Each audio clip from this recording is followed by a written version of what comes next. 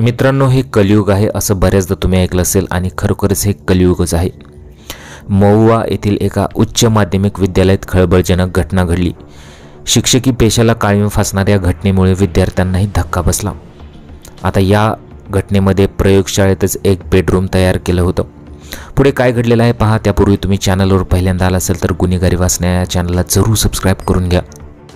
अगोदरच्या काळात शिक्षक म्हणजे आपल्या आई वडिलांप्रमाणे होता, तसा तो विद्यार्थ्यांना घडवत सुद्धा होता। परंतु जसजसा काळ बदलत गेला अक्षरशः शिक्षकांमध्ये सुद्धा बदल झालेला तुम्हाला पाहायला मिळाला। वाईट वृत्ती ही शिक्षकांमध्ये सुद्धा तुम्हाला पाहायला मिळाली। आता या शिक्षकाने काय केलं पहा। शाळेतील मुख्याध्यापकाने प्रयोगशाळेत एक बेडरूम बनवला। या मुख्याध्यापकाचा शिक्षिकेसोबतचा CCTV व्हिडिओ व्हायरल झाला। त्याने शिक्षिकेसोबत असं काही केलेलं आहे ते सांगण्यासुद्धा आपल्याला लाज वाटेल अशी घटना घडलेली आहे। या प्रकरणी जिल्हा शिक्षण अधिकाऱ्यांनी मुख्याध्यापकावर निलंबनाची कारवाई केली।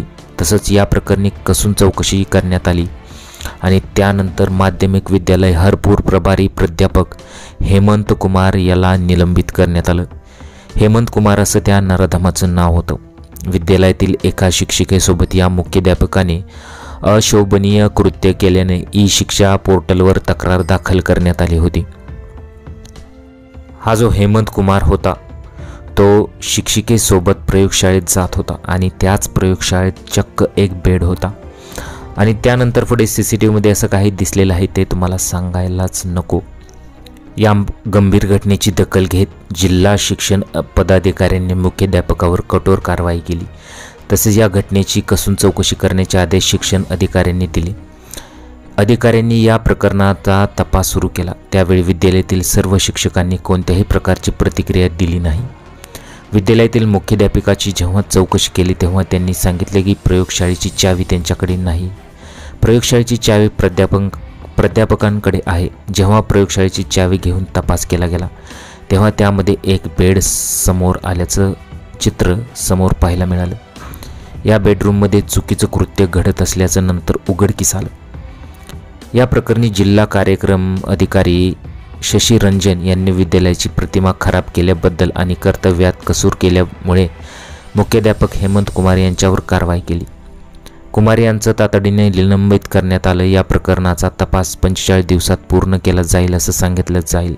शिक्षणाला आपण खूप महत्त्व देतो, त्याचबरोबर अक्षरशः आपण शिक्षणाची देवाप्रमाणे पूजा करतो आणि अशा प्रकारे कृत्य घडत असेल तर ही खूप लाजिरवाणी गोष्ट आहे। आणि हे फक्त एकच प्रकरण नाही तर अशा घटना खूपच वाढत चाललेल्या आहेत। याला फक्त कारणीभूत जे आहे ते सोशल मीडिया, TV, सिरियल, सिनेमे अशा प्रकारच्या ज्या गोष्टी आहेत याला मूळ कारणीभूत असतील आणि त्याचबरोबर संस्कार हे खूप महत्त्वाचे आहेत।